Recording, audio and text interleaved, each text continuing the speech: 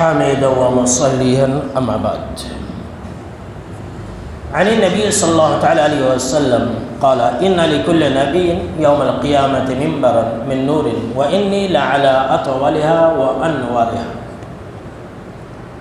عشاء کے درس میں مسلسل آپ یہ موضوع سنتے چلے آ رہے ہیں کہ دنیا و آخرت میں آپ صلی اللہ تعالیٰ علیہ وسلم کی 85 خصوصی اور فضائل، اور آج یہ 16واں درس ہے جو آپ مسلسل سنتے آ رہے ہیں، اور آج کے درس میں 74 نمبر کی خصوصیت اور فضیلت بیان کرنے جا رہا ہوں، اور وہ یہ ہے کہ اس کائنات میں سب سے زیادہ آپ صلی اللہ تعالیٰ علیہ وسلم کی اتباع کرنے والے لوگ ہوں گے قیامت کے دن۔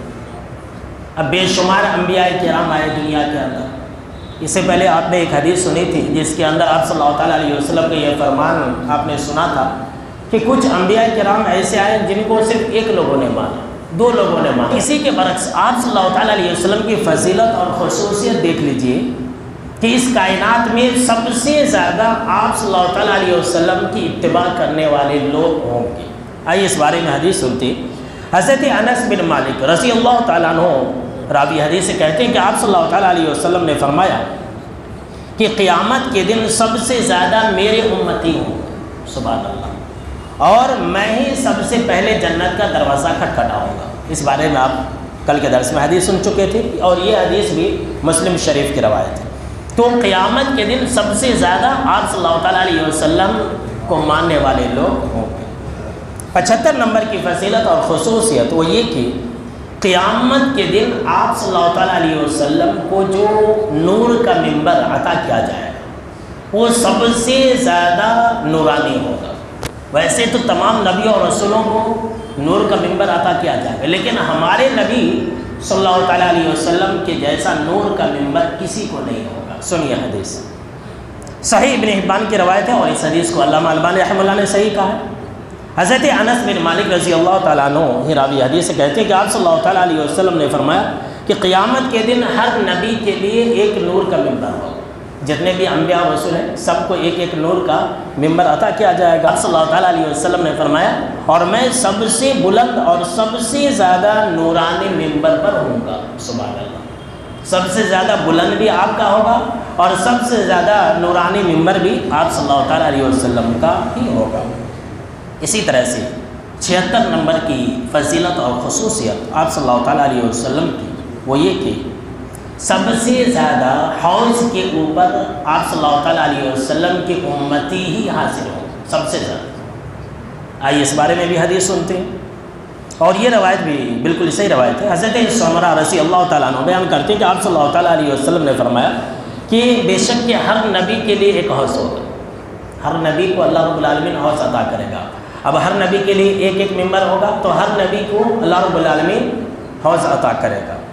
آپ صلی اللہ تعالیٰ علیہ وسلم نے فرمایا کہ اور تمام انبیاء آپس میں ایک دوسرے پر فخر کریں گے کہ کس کے حوض پر سب سے زیادہ لوگ حاضر ہوتے ہیں۔ تو آپ صلی اللہ تعالیٰ علیہ وسلم نے فرمایا اور میں امید رکھتا ہوں کہ میرے حوض پر آنے والے لوگ ہی سب سے زیادہ ہوں گے۔ اسی لیے آپ صلی اللہ تعالیٰ علیہ وسلم کا یہ فرمان ہے، یاد رکھ لیجیے۔ کیا فرمان ہے؟ کہ تم جو ہے میں تمہاری کثرت پر فخر کروں گا، لہٰذا تم زیادہ بچے پیدا کرو۔ اب آج کل مسلمان تو زیادہ بچے پیدا کرنے سے ڈر رہے ہیں، ہم 2 ہمارے 2۔ اب تو ایسا سسٹم آ گیا ہے کہ ہم 2 اور ہمارے 1، ایسا ہو گیا۔ اب آنے والے دور میں تو ایسا ہو جائے گا کہ ہم کو بچے ہی نہیں چاہیے۔ آپ صلی اللہ تعالیٰ علیہ وسلم نے نکاح کا یہ مقصد بتلایا تھا، یاد رکھ لیجیے، کہ زیادہ بچے پیدا کرنا۔ اب تو یہ رواج ہی ختم ہو گیا اور اس کو عین سمجھ رہے ہیں۔ پہلے زمانے میں ایک ایک آدمی کو 10-10 12-12 اور زیادہ بچے ہوتے تھے۔ اب بولے تو کسی کو 3 ہو گیا 4 ہو گیا تو کیا رہے تجھے صبر نہیں ہو رہا، کتنے بچے پیدا کرتا، کیا ہو گیا؟ اس طرح سے عیب لوگ سمجھ رہے ہیں، حالانکہ یہ سوچ ہی غلط ہے۔ یہ جو سوچ آ گئی ہے یہ سوچ مسلمانوں کی سوچ نہیں ہے، غیر قوم کی سوچ ہے۔ آپ صلی اللہ تعالیٰ علیہ وسلم نے یہ فرمانے کہ تم زیادہ بچے پیدا کرو، میں تمہاری کثرت پر فخر کروں گا۔ اب یہ تو مسلمان زیادہ بچے ہی پیدا نہیں کر رہے، تو آپ صلی اللہ تعالیٰ علیہ وسلم نے یہ فرمایا کہ میرے حوض پر سب سے زیادہ لوگ حاضر ہوں گے۔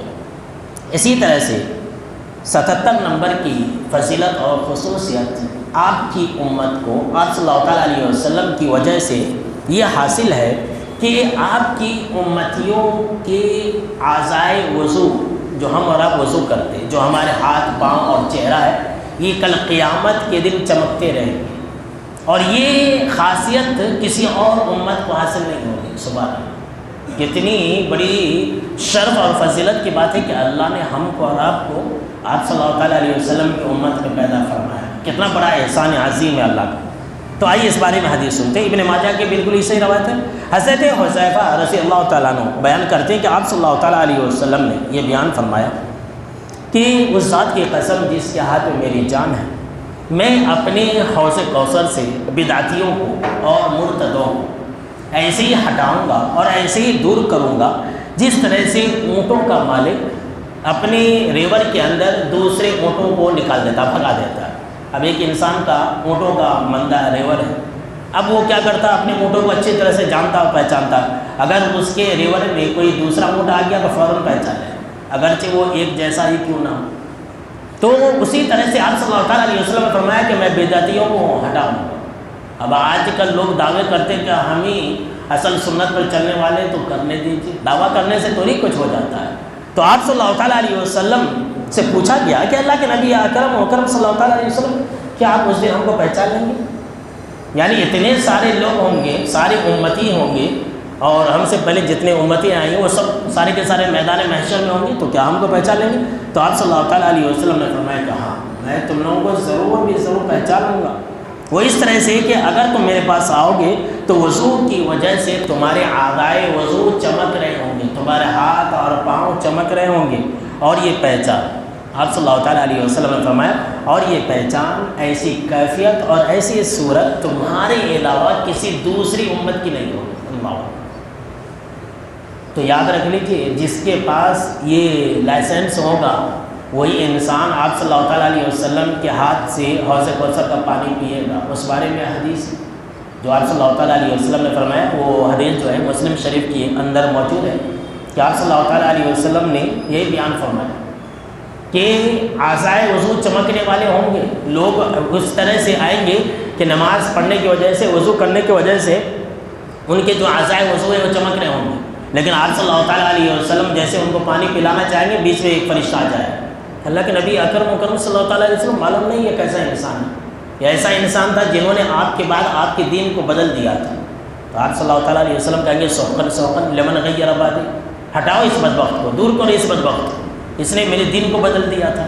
تو ایسے لوگوں کو آپ صلی اللہ تعالیٰ علیہ وسلم کے ہاتھ سے حوض کوثر کا پانی پینا نصیب نہیں ہوگا۔ تو اگر ہم اور آپ صلی اللہ تعالیٰ علیہ وسلم کے مبارک ہاتھوں سے حوض کوثر کا پانی پینا چاہتے ہیں تو نماز کی پابندی بھی ضروری ہے، اور سنت کے مطابق زندگی گزارنے بھی ضروری ہے، اسی لیے کہ اہل بدعت کو آپ صلی اللہ تعالیٰ علیہ وسلم پانی نہیں پلائے۔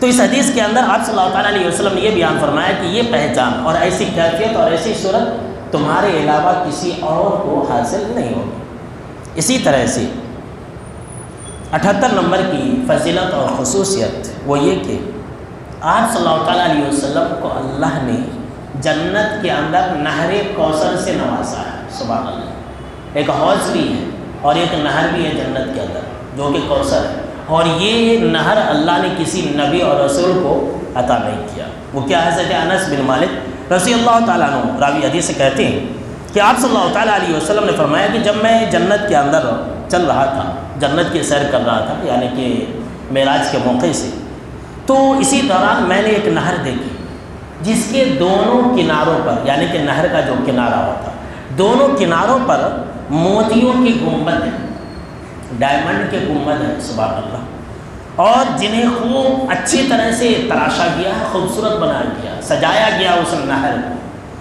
تو میں نے جبریل امین سے پوچھا کہ اے جبریل امین یہ کیا ہے؟ تو جبریل امین نے کہا یہ کہ نہر کوثر ہے۔ سبحان اللہ، دیکھیے کیا کہا، یہ نہر کوثر ہے جو آپ کو آپ کے رب نے عطا کیا ہے۔ سبحان اللہ، جو آپ کو آپ کے رب نے عطا کیا ہے۔ آپ صلی اللہ تعالیٰ علیہ وسلم نے فرمایا کہ یہ نہر کوثر کی مٹی جو ہے یہ اور اس کی خوشبو یہ مشک سے بھی زیادہ ہوتا ہے۔ سبحان اللہ، اور یہ نہر صرف اور صرف اللہ نے آپ صلی اللہ تعالیٰ علیہ وسلم کو عطا کیا۔